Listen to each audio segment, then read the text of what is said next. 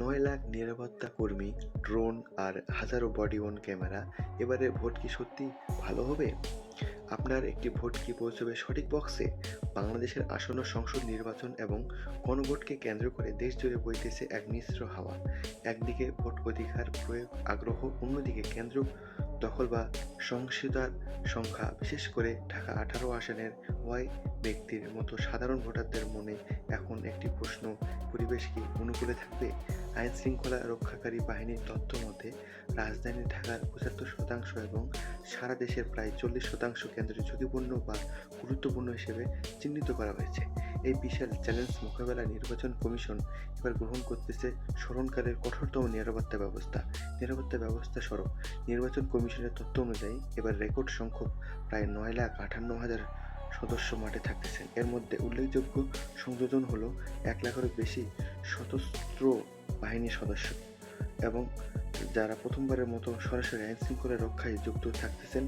Vote কেন্দ্রে নিরাপত্তা, police, answer, VDP, গ্রাম পুলিশের সমন্বয়ে একটি বহুস্তর বিশিষ্ট নিরাপত্তা বলয় তৈরি করা হয়েছে। ঝুঁকিপূর্ণ কেন্দ্রগুলোতে অস্ত্রের সংখ্যা, জনবল উভয় বাড়ানো হয়েছে যাতে যে কোনো অপ্রীতিকর পরিস্থিতি দ্রুত নিয়ন্ত্রণ করা যায়।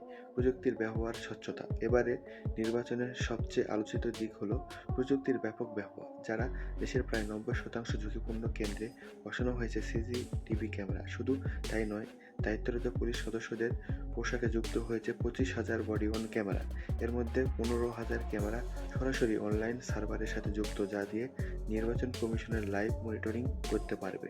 এছাড়া আকাশপথে নজরদারির জন্য কয়েকশো ড্রোন, তল্লাশিতে ডগ স্কোয়াড ব্যবহারের সিদ্ধান্ত নেওয়া হয়েছে, যা ভোটারদের মনে আস্থা ফেরানোর একটি বড় চেষ্টা। চ্যালেঞ্জ ও বিশেষজ্ঞর মত। তবে এই নিঃছন্দ নিরাপত্তার মাঝে বড় একটি আশঙ্কার জায়গা রয়ে গেছে, গুজব এবং অপতথ্য। নির্বাচন বিশেষজ্ঞরা সতর্ক করেছেন যে মাঠ পর্যায়ে সহিংসতা দমনের পাশাপাশি ডিজিটাল স্পেসে ছড়িয়ে পড়া মিথ্যা তথ্য ভোটার উপস্থিতি কমিয়ে দিতে পারে। যদিও নির্বাচন কমিশন দাবি করেছে যে তাদের সাইবার সেল আলাদা মেকানিজম গুজব প্রতিরোধ কাজ করতেছে, তবুও নির্বাচনের দিন কঠোর পরিস্থিতি এবং সাইবার জগতের নিয়ন্ত্রণ করাই সবচেয়ে বড় প্রধান চ্যালেঞ্জ।